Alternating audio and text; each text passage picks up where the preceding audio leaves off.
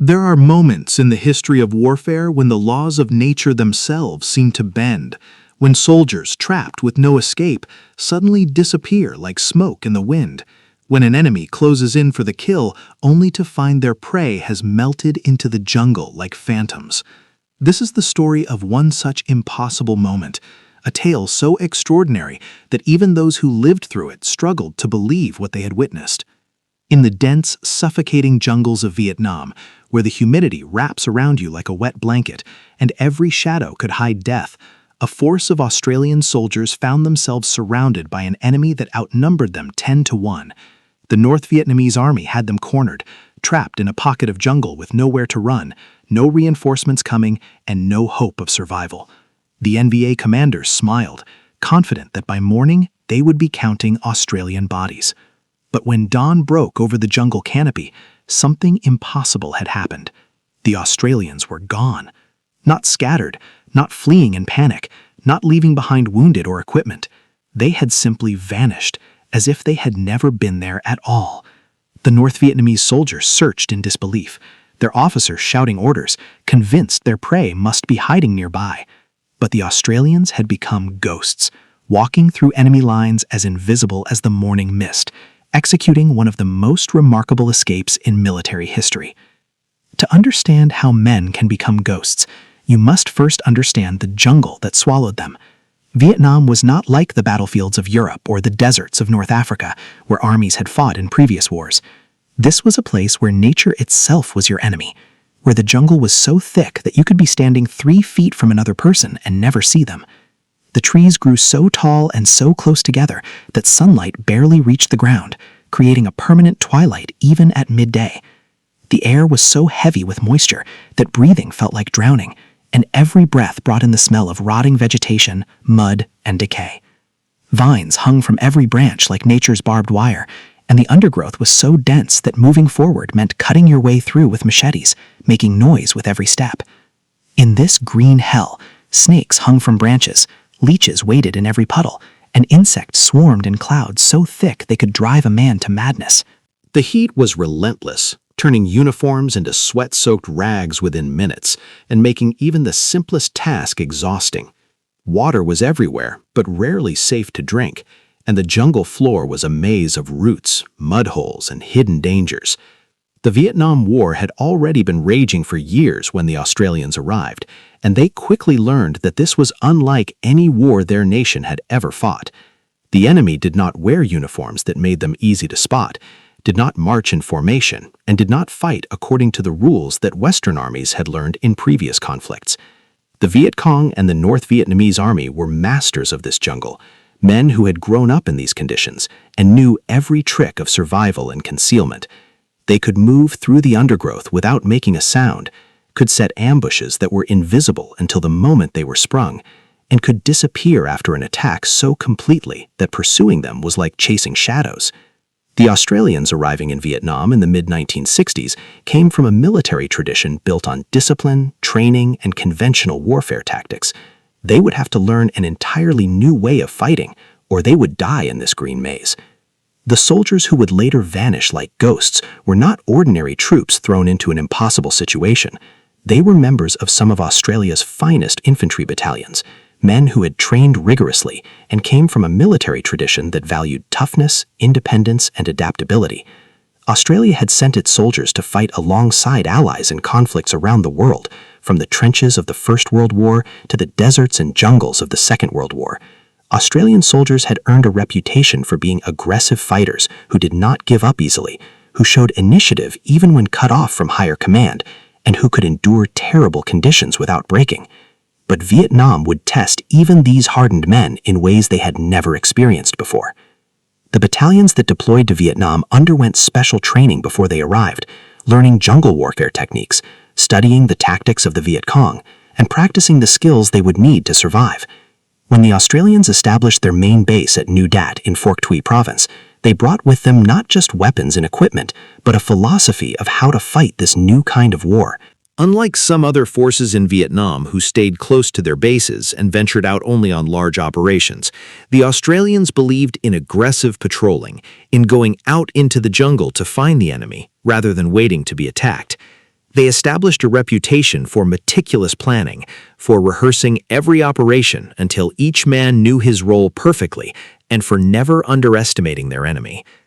The Australian soldiers learned to respect the jungle and the men who fought them in it, understanding that overconfidence could get you killed in seconds. They developed their own methods of moving through the dense vegetation, creating patrol formations that allowed them to react quickly to contact, and learning to read the subtle signs that warned of danger. They studied how the enemy moved, where they liked to set up ambushes, and how they used the terrain to their advantage. The Australian strategy in Phuoc Thu province centered on dominating the areas around their base and denying the enemy freedom of movement. They sent out constant patrols, sometimes for days or weeks at a time, pushing deep into areas where the Viet Cong felt safe. These patrols were exhausting, dangerous work that required every man to be constantly alert, knowing that a moment of inattention could mean death for himself and his mates. The soldiers carried heavy packs loaded with ammunition, water, rations, and equipment, weighing them down as they pushed through the thick vegetation in the suffocating heat.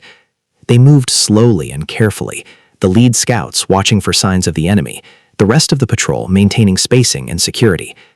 Every sound had to be identified, every movement investigated, because in the jungle, danger could appear from any direction without warning. The men learned to communicate with hand signals, moving in near silence, stopping frequently to listen for sounds that did not belong. At night, they would establish small defensive positions, sleeping in shifts while sentries watched the darkness for any sign of movement. During these patrols, the Australians learned the jungle in a way that could not be taught in any training school. They learned which plants could be pushed aside quietly and which would snap and crack, giving away their position. They learned to recognize the alarm calls of birds that warned when humans were approaching, and the sounds made by animals moving naturally versus those made by men trying to move quietly. They learned to smell the difference between the normal decay of the jungle and the scent of an enemy camp, where cooking fires and unwashed bodies created a distinctive odor. They learned to see the subtle signs of recent passage, the bent grass, the broken twigs, the disturbed soil that showed where men had walked.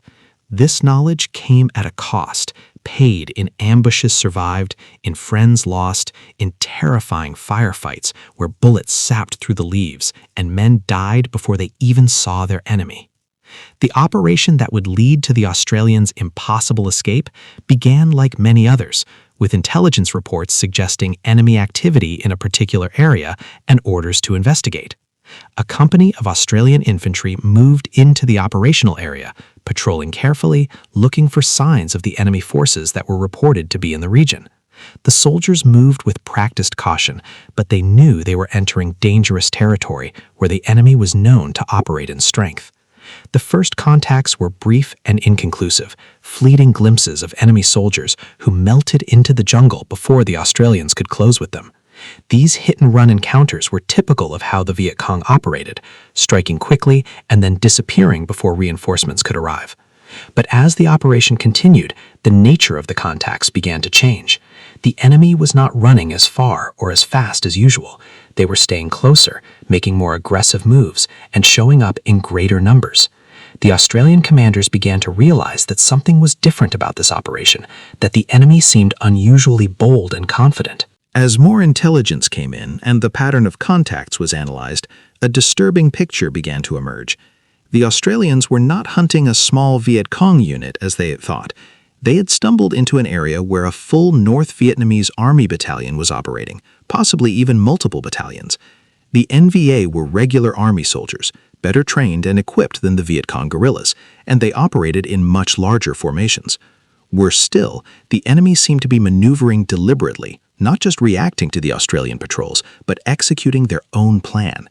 The brief contacts and sightings that had seemed random were actually the enemy feeling out the Australian positions, determining their strength and dispositions. The NVA commanders were setting a trap, and the Australians were walking into it. As night began to fall, the situation became critical. Reports came in from multiple directions of enemy movement, of large forces closing in from different angles. As darkness fell over the jungle, the full extent of the danger became terrifyingly clear. The The Australian company was surrounded on all sides by enemy forces that outnumbered them heavily, possibly by as much as 10 to 1. Radio reports confirmed that NVA soldiers had been spotted moving into blocking positions on all possible escape routes, setting up what military planners call an encirclement, a situation where an enemy force is trapped with no way out. The Australian commander faced a nightmare scenario. His men were deep in the jungle, far from friendly bases, with an entire enemy battalion or more closing in around them. Night operations in the jungle were extremely dangerous because visibility was reduced to almost nothing, and the risk of stumbling into ambushes was enormous. But staying in place meant waiting for the enemy to attack at first light, when they would have every advantage.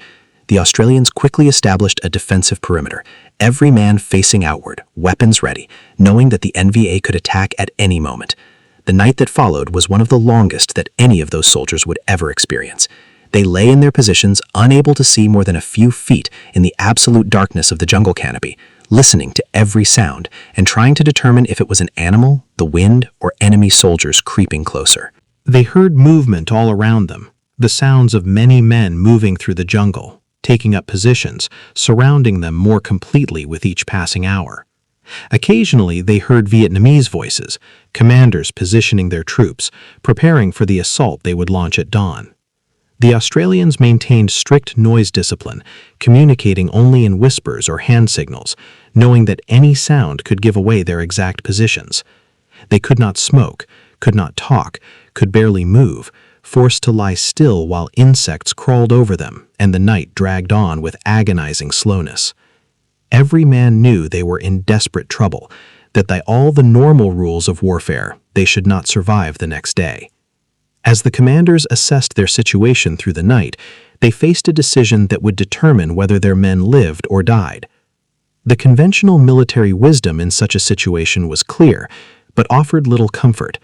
They could stay and fight, creating the strongest defensive position possible and hoping to inflict enough casualties on the attacking enemy that they would break off the assault. But with the numbers so heavily against them, even a successful defense would likely result in most of the Australian soldiers being killed or wounded before help could arrive. They could call in artillery fire and airstrikes around their position, using firepower to keep the enemy at bay. But this close to the enemy lines, there was a serious risk of friendly fire casualties, and it would reveal their exact position even more clearly. They could attempt to break out in one direction, concentrating their force and trying to punch through the enemy encirclement, but this would mean a running battle against an enemy that knew the terrain better and had forces positioned to block exactly such an attempt. Then someone proposed what seemed like an insane idea, a plan so audacious that it bordered on suicidal. Instead of fighting or breaking out, what if they simply left, not retreating in one direction where the enemy expected them to go, but slipping out silently through the enemy lines, moving right past the NVA soldiers in the darkness, becoming invisible in the very jungle that was supposed to be their prison. The idea seemed impossible because to execute it would require absolute silence and discipline from every single soldier. One cough, one snapped twig, one moment of noise at the wrong time, and the entire enemy force would know what they were doing and would cut them down in the darkness. They would have to move through areas where enemy soldiers were positioned just meters away, would have to trust completely in their training and in the darkness to conceal them. They would be abandoning their defensive positions and all the advantages those positions gave them, gambling everything on stealth and silence. The more the commanders thought about it, however, the more they realized it might be their only real chance. The enemy expected them to stay put until morning when the attack would come. The enemy expected them to fight or to try to break out noisily. The decision was made and the word was passed silently from man to man, each soldier learning the plan in whispers that barely disturbed the air. They would move out in single file, absolute silence maintained, every piece of equipment secured so that nothing could rattle or clink. They would move slowly, taking hours to cover what they could normally walk in minutes, because speed meant noise and noise meant death. Each man would maintain contact with the soldier in front of him through the darkness, following so closely that they could touch the pack of the man ahead, because losing contact meant losing the column and being left alone in the jungle surrounded by enemy forces. The route would take them directly through areas where enemy soldiers were known to be positioned, because those were the routes the NVA commanders thought were blocked and would therefore be watching less carefully. They would trust in the darkness, in their training, and in the skills they had learned through months of jungle operations. The preparation for this impossible escape took on an almost ritualistic quality as each man checked and rechecked his equipment. Anything that could make noise was secured with tape, with cloth, with whatever materials they had. Dog tags that might clink were taped to bodies or tucked inside shirts. Weapons were checked to ensure no loose parts could rattle. Canteens were wrapped. Even loose change in pockets was removed or secured. The soldiers knew that the slightest sound could doom them all, and they worked with grim determination to eliminate every possible source of noise. They covered their faces with camouflage paint and dirt to eliminate any shine that might catch what little light existed. They checked each other, looking for anything that might reflect or make sound, because every man's life depended on every other man maintaining perfect silence. When the order came to move, the Australians rose from their positions like wraiths, abandoning the defensive perimeter they had created and beginning the slowest, most terrifying journey of their lives. The soldier at the point of the column, the lead scout, had perhaps the most dangerous job of all. He had to feel his way forward in the absolute darkness, testing each step before putting his weight down, searching with his hands for obstacles, moving so slowly that minutes passed between steps. Behind him, the rest of the company followed in single file, each man keeping contact with the one in front, moving when he moved, stopping when he stopped. The column stretched out through the jungle like a snake, over 100 men moving as one, each completely dependent on the silence and discipline of all the others. The tension during that movement was almost unbearable. Every few meters they would freeze, standing absolutely still, listening for any sound that indicated they had been discovered. They heard enemy soldiers moving nearby, sometimes so close they could hear breathing, hear the click of a weapon being handled, hear whispered conversations in Vietnamese. At several points they passed within meters of enemy positions, moving so slowly and quietly that the NVA soldiers never realized they were there. The Australian soldiers controlled their breathing, forced their hearts to slow, willed themselves to become invisible. Some would later say they felt like they were not really there, that they had somehow stepped outside of reality into a dream where the normal rules did not apply. Hours passed like days as they inched forward through the jungle. Muscles cramped from the slow movement and from maintaining absolute silence while their bodies screamed for release. Men felt insects crawling on them but could not slap or brush them away. They felt thorns tear at their skin but could not cry out or react. The distance the Australians needed to travel to reach safety was not great by normal standards, perhaps only a few kilometers, but at the pace they were forced to move, it might as well have been 100 kilometers. The jungle they moved through was some of the densest they had ever encountered, every meter choked with undergrowth, vines, and thorns. In daylight, with normal movement, crossing such terrain would have been exhausting and difficult. In absolute darkness, maintaining perfect silence, it became an ordeal that tested every man to his absolute limit.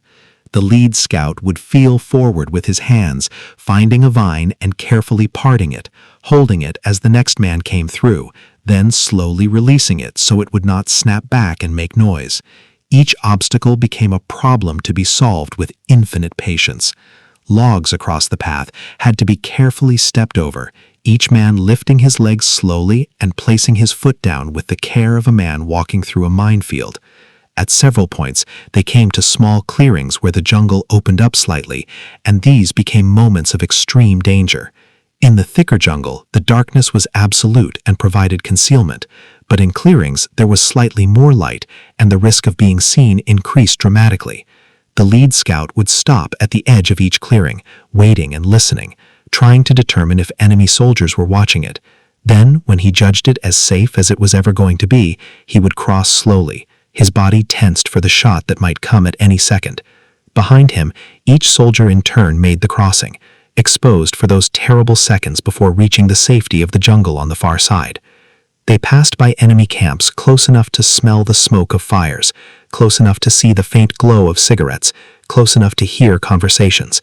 Each time they thought surely they would be discovered, surely some alert sentry would notice movement or catch a sound, but each time the darkness and their discipline saved them. The enemy soldiers, confident that the Australians were trapped and would not be going anywhere until morning, were not as alert as they might have been, and this carelessness was the margin that allowed the impossible escape to continue. As the hours of darkness passed and the ordeal continued, the physical strain began to compound with mental exhaustion. The human body is not designed to maintain such absolute control for such extended periods. Muscles that are held tense for hours begin to shake. The mind, forced to maintain constant vigilance while moving in slow motion, begins to feel detached and dreamlike. Several times during the movement, soldiers began to feel themselves losing focus, their minds drifting, and had to force themselves back to full alertness through sheer willpower. They pinched themselves, bit their own lips, anything to maintain the concentration that was keeping them alive. The soldier in front became the whole world, the only thing that mattered, and maintaining contact with him took on an almost religious significance. Losing that contact meant being lost in the darkness, separated from the column, left alone in the jungle, surrounded by an entire enemy battalion. Some of the soldiers would later report experiencing a strange clarity during the movement, a heightened state of awareness where every sense seemed magnified. They could feel the texture of leaves they brushed against, could smell the difference between types of vegetation, could hear sounds so faint they would normally never notice them.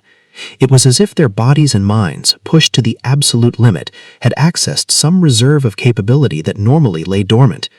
Others described it as a kind of meditative state, where they stopped thinking about anything except the next step, the next breath, the next moment. Time lost meaning. They were no longer Australian soldiers executing a tactical movement. They were simply beings moving through darkness, part of the jungle itself, indistinguishable from the shadows and the night. As the night began to give way to the first hints of dawn, the Australians knew they were in a race against time. Once there was enough light for the enemy to see, their cover would be gone, and their impossible journey would become a death sentence. The pace of movement increased slightly, the need for speed now balanced against the still critical need for silence. The soldiers pushed themselves harder, muscles screaming in protest, bodies running on reserves they did not know they had. The lead scout navigated with increasing confidence as the absolute darkness began to lift to merely deep gloom, able to see obstacles now instead of having to feel for them. The column moved faster, covering in minutes what had taken an hour earlier in the night. Behind them, they began to hear sounds of the enemy camp waking up, commanders shouting orders, soldiers preparing for the assault they planned to launch at first light. When the NVA soldiers moved to the positions where the Australians had been the night before, preparing to launch their attack, they found nothing. The defensive positions were empty, abandoned so skillfully that for several moments the enemy commanders could not believe what they were seeing. They had been so certain, so confident that the Australians were trapped, that finding them gone seemed impossible. Angry shouts echoed through the jungle as officers ordered searches, convinced the Australians must be hiding nearby. Patrols spread out in all directions, looking for signs of the escape route, trying to determine which way the Australians had gone. But by then, the Australian column was already far enough away that the sounds of the enemy searching were fading behind them. As full daylight came, and they finally reached an area far enough from the enemy that they could risk moving normally, the soldiers looked at each other with expressions of disbelief and exhausted relief. They had done something that should not have been possible. When the Australians finally linked up with friendly forces and reported what had happened, their story was met with initial skepticism. The idea that an entire company had been completely surrounded by a vastly superior enemy force and had escaped without firing a shot, without losses, without even being detected, seemed too incredible to be true. But as the reports were verified and the soldiers debriefed, the magnitude of what had been accomplished began to sink in. Military analysts who studied the escape were amazed at the level of discipline and skill required to execute such a movement. Every single man in the company had to perform flawlessly. One mistake by one soldier would have doomed them all, yet somehow, across hours of movement through enemy-controlled jungle, not one man had failed. The Vietnamese forces, for their part, were left confused and demoralized. They had executed what should have been a perfect encirclement, had followed all the proper tactics, and yet somehow their enemy had disappeared. The psychological impact of this escape on the enemy forces should not be underestimated. The escape became legendary within the Australian military, studied as an example of exceptional small unit leadership, discipline, and bushcraft. The skills that had made it possible, the jungle craft that the soldiers had developed through months of hard patrolling, were recognized as being among the finest in any army. The incident validated the Australian approach to fighting in Vietnam, the emphasis on aggressive patrolling, on knowing the terrain intimately, on developing fieldcraft to the highest possible level. It also highlighted the importance of discipline and training, of creating units where every soldier could be trusted to perform under the most extreme pressure. The officers and senior soldiers who had led the escape were recognized for their leadership, but they were quick to credit the discipline and skill of every man in the unit. The skills that enabled the Australian escape did not develop overnight, but were the result of a particular approach to soldiering that had been refined over many years. Australian infantry training emphasized independence and initiative at every level, teaching soldiers to think for themselves and to adapt to circumstances, rather than simply following rigid procedures. This created men who could operate effectively even when cut off from higher command, who could make decisions in the moment based on their judgment and experience. The jungle training they received before deploying to Vietnam built on this foundation, teaching specific skills for operating in that environment. But the real education came from the constant patrolling once they arrived in country. Every day spent moving through the jungle, every contact with the enemy, every near miss and close call added to their knowledge. The soldiers learned to read the jungle in the same way a sailor learns to read the sea, understanding its moods and patterns, knowing when something was not quite right. The Australian units developed techniques that were uniquely their own, small innovations and tactics that proved effective in the particular conditions of Phuoc Tuy province. They learned the importance of patience, of moving slowly and carefully rather than rushing. They learned to use the jungle's own sounds to cover their movement, timing their steps to coincide with wind in the trees or the calls of birds. They learned which times of day were best for movement, when the enemy was least alert, when the jungle itself provided the most concealment. They learned to trust their instincts, that feeling that something was wrong even when they could not identify why. These skills could not be taught in a classroom or learned from a manual. They had to be earned through experience, through survival, through paying attention to every detail of their environment. To fully understand the escape, it is important to consider what happened from the North Vietnamese Army's perspective. The NVA commanders had executed what they thought was a textbook encirclement. They had identified the Australian force, maneuvered their superior numbers into position, and closed the trap. Their soldiers had moved into blocking positions, covering all likely escape routes. They had the Australians surrounded and outnumbered, in a position where victory should have been certain. The plan was to wait until first light, when they could see clearly, then assault the Australian position from multiple directions simultaneously. With their numerical superiority and the element of surprise, they expected to overrun the Australian defensive position quickly. Some of their soldiers were veterans who had been fighting for years, men who knew the jungle as well as anyone. When dawn came and they discovered the Australians were gone, the initial reaction was confusion. Search parties spread out, looking for signs of the direction of escape, expecting to find tracks, disturbed vegetation, some indication of which way the Australians had gone. But the escape had been executed so carefully that even in daylight, the trail was difficult to follow. The Australians had moved through areas where leaving tracks was almost unavoidable, yet they had managed to minimize the signs of their passage to such a degree that trackers had difficulty determining the route. As the reality set in that the Australians had somehow walked right through their lines, the confusion turned to frustration and even a kind of superstitious dread. How do you fight an enemy who can become invisible? How do you trap men who can walk through walls? The incident damaged morale and created a legend that the Australians would exploit throughout the rest of their deployment. The escape through enemy lines became a case study that would be analyzed by military professionals for decades to come. It demonstrated principles that applied far beyond the specific circumstances of Vietnam. The importance of training and discipline was perhaps the most obvious lesson. Without the months of preparation and the constant patrols that had honed their skills, the Australians would never have been able to execute such a movement. The escape showed the value of developing deep expertise in operating in a particular environment, of becoming so familiar with terrain and conditions that you could operate effectively under circumstances that would paralyze less experienced troops. It demonstrated the principle that sometimes the most audacious course of action is also the most successful. that doing what the enemy does not expect can create opportunities that conventional tactics cannot achieve. The incident validated the Australian military's philosophy of investing heavily in training and in developing professional career soldiers rather than relying on short-term conscripts. The men who executed the escape were not draftees serving brief tours.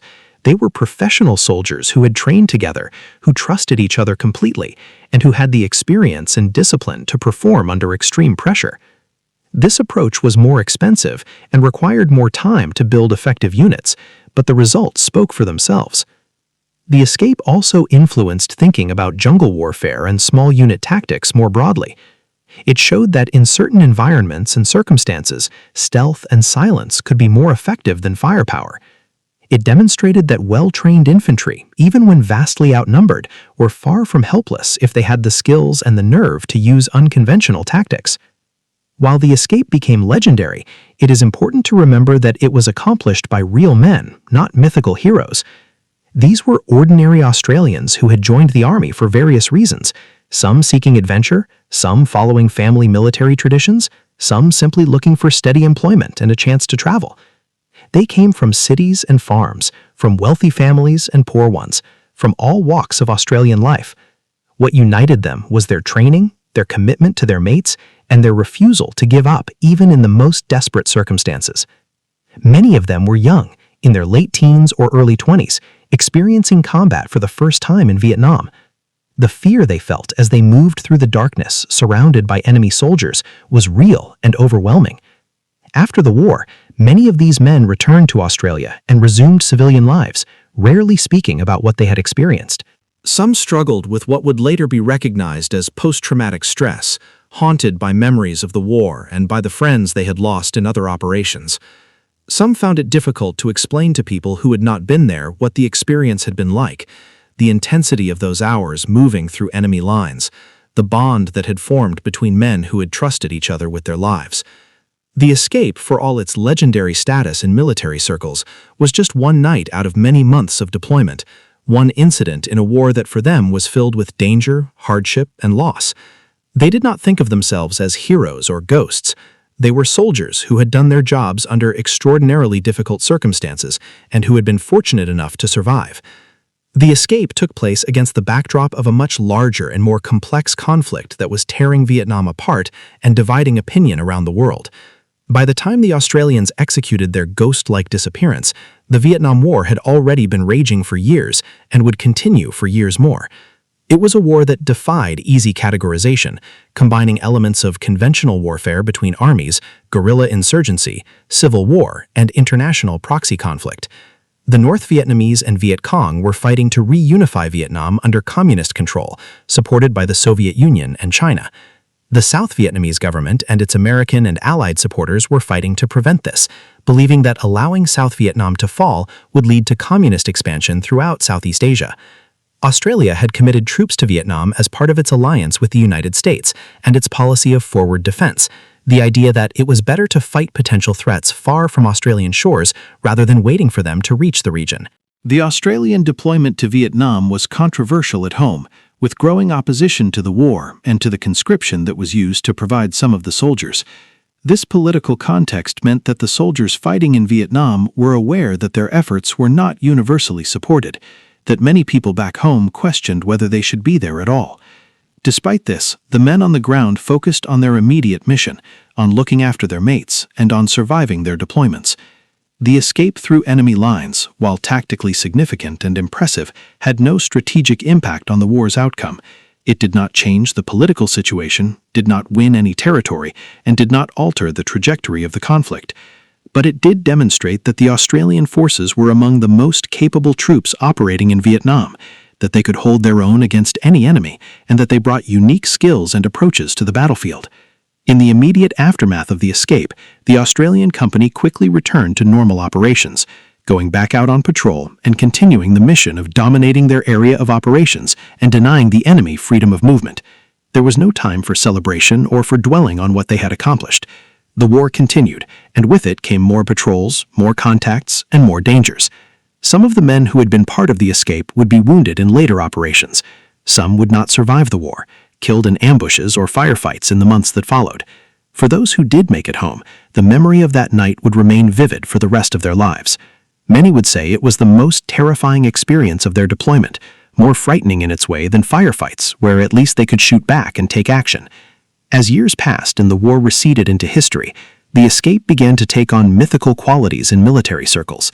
Stories were told and retold, sometimes embellished, sometimes simplified, but always emphasizing the remarkable achievement of vanishing through enemy lines. Military historians studied the incident as an example of exceptional small unit tactics. Training manuals referenced it when discussing jungle warfare and silent movement techniques. Veterans who had been there found themselves telling the story to younger soldiers, trying to convey not just what had happened, but what it had felt like, the fear and the determination and the strange altered state of consciousness that had allowed them to endure. The escape became part of the legend of Australian military prowess, joining other famous actions from Australia's military history. The ability to move silently through jungle at night is not a single skill, but a complex combination of many different abilities and knowledge areas. Physical fitness was fundamental because the soldiers had to move slowly with heavy loads for hours without rest while maintaining perfect control of their bodies. One does not simply decide to move silently. It requires conditioning and practice, learning to place your feet carefully even when exhausted, learning to control your breathing even when your lungs are burning, learning to maintain fine motor control when your muscles are shaking from fatigue. The soldiers also needed detailed knowledge of jungle vegetation and terrain. They had to know which plants could be moved aside quietly and which would snap or rustle. They had to recognize different types of ground cover and know how to move over each type without making noise. Mental discipline was equally important as physical skill. The soldiers had to maintain absolute focus for hours, never allowing their attention to waver, never giving in to the temptation to rush or to relax vigilance. They had to control their emotional responses, pushing down fear and anxiety that threatened to overwhelm them, maintaining calm when every instinct screamed danger. They needed to trust completely in their training and in their fellow soldiers, because doubt or hesitation could be as dangerous as noise. They also drew on experience, on the accumulated knowledge from months of patrolling, on pattern recognition that allowed them to sense when something was wrong or when they were approaching danger. This combination of physical skill, mental discipline, environmental knowledge, and experience created soldiers who could operate effectively in conditions that would render most troops helpless. The impact of the escape extended far beyond that single night in the Vietnamese jungle. It influenced how the Australian Army thought about training and operations, reinforcing lessons about the importance of developing deep expertise and maintaining high standards of discipline. It affected how the enemy viewed Australian forces, creating a reputation that made the enemy more cautious and less aggressive when operating in areas where they might encounter Australian troops. This psychological advantage had tactical implications throughout the rest of Australia's involvement in Vietnam, making the enemy less willing to engage and giving Australian forces more freedom of action. The escape also became part of the cultural memory of the units involved, a shared experience that defined what those units stood for and what they were capable of achieving. The veterans who had been part of the escape carried the memory with them in different ways. For some, it was a source of pride, a moment when they had been tested to their absolute limit and had not been found wanting. For others, it was more complex, bound up with other memories of the war, of friends lost, of moral questions about the conflict itself. Some rarely spoke of it, keeping those memories private, while others told the story to family and friends, trying to help them understand what they had experienced. As they aged and the events receded further into the past, many found that the memory remained remarkably clear, that they could still recall details of that night with crystalline precision, the fear and the darkness, and the sense of moving through a nightmare where one wrong step meant death. The story of how the Australians became ghosts and walked through enemy lines offers lessons that extend beyond military tactics into broader questions about human capability and performance under pressure. It demonstrates that proper training and preparation can enable people to accomplish things that seem impossible, that the human capacity for discipline and focus under stress is greater than most people realize. The escape showed the importance of teamwork and mutual trust, how a group of individuals can become something greater than the sum of their parts when they share a common purpose and have confidence in each other. It illustrated the principle that sometimes the indirect approach is more effective than the direct one, that cleverness and stealth can achieve what force cannot. Perhaps most fundamentally, the escape demonstrates the importance of refusing to accept defeat, even in the most desperate circumstances. The Australians could have given up, could have decided that their situation was hopeless and waited for the inevitable attack. Instead, they looked for another option, found it in the audacious plan to walk through enemy lines, and then executed that plan with determination and skill. This refusal to quit, this insistence on finding a way forward even when none seems to exist, is perhaps the most important lesson of all. It applies not just to military operations, but to any difficult situation where the obstacles seem overwhelming and failure appears certain.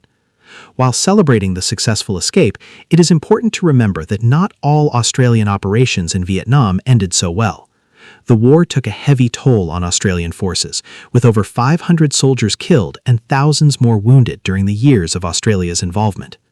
Many of those casualties came in situations not unlike the one that led to the escape, where Australian patrols encountered enemy forces in the dense jungle and fought desperate battles to survive. The difference between those actions and the escape was sometimes just a matter of timing, terrain, or luck. The soldiers who executed the escape were supremely skilled and disciplined, but they were also fortunate that circumstances allowed their plan to work. The enemy had been confident rather than cautious, had believed the Australians were trapped rather than suspecting they might try something audacious. The darkness had been complete, providing better concealment than they might have had on a different night. The families of those who died in Vietnam can take cold comfort from stories of successful operations and brilliant tactics. For them, the war meant grief and loss that would never fully heal. The surviving veterans, including those who had been part of the escape, often carried guilt about surviving when their friends had not, wondering why they had been fortunate enough to make it home when others had died in similar situations. This survivor's guilt was common among Vietnam veterans and added to the psychological burden many of them carried. The story of the escape, while impressive and worthy of study, must be understood in the context of the broader cost of the war. It was one successful operation among many, some successful and some not, all of them part of a conflict that ultimately ended with the fall of South Vietnam and the reunification of the country under communist control. When military historians and tactical analysts study the escape through enemy lines, they identify several key factors that enabled its success. The first was the quality of the soldiers involved, men who had been rigorously trained and who had developed their skills through months of real-world operations. No amount of theoretical knowledge or classroom training could have prepared them for what they needed to do. The experience they had gained through constant patrolling had given them an intimate knowledge of the jungle and had developed their ability to move silently and to maintain discipline under pressure.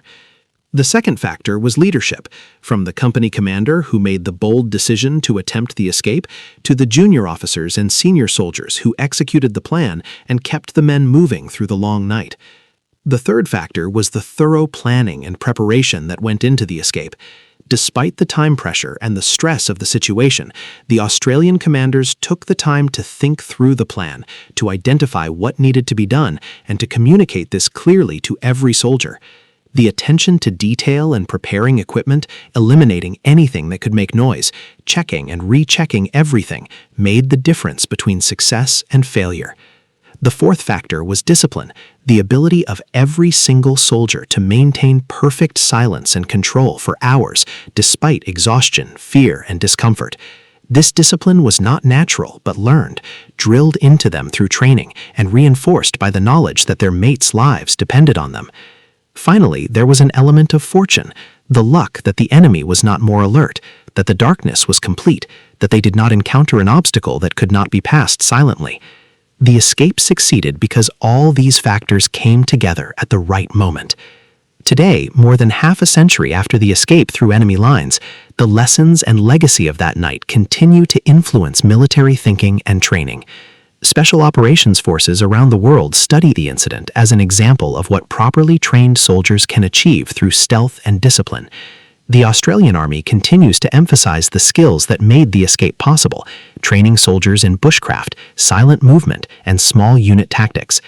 The story is told to new recruits as an example of the standards they are expected to meet and the capabilities they are expected to develop. The units that were involved in the escape maintain the story as part of their heritage, a reminder of what their predecessors accomplished and a challenge to live up to that legacy. Beyond the military sphere, the story has entered into Australian cultural memory as an example of Australian resourcefulness and toughness. It fits into a national narrative about Australians being able to improvise and overcome challenges through skill and determination rather than simply through superior resources. The story resonates because it is not about victory in a conventional sense, not about defeating the enemy in battle, but about survival through cleverness and capability. It appeals to an underdog sensibility, the idea that smaller forces can prevail against larger ones through superior skill and boldness. For those who study human performance and potential, The Escape offers a fascinating case study in what people can accomplish when pushed to their absolute limits, when failure means death, and when they have been prepared through training and experience to meet such challenges.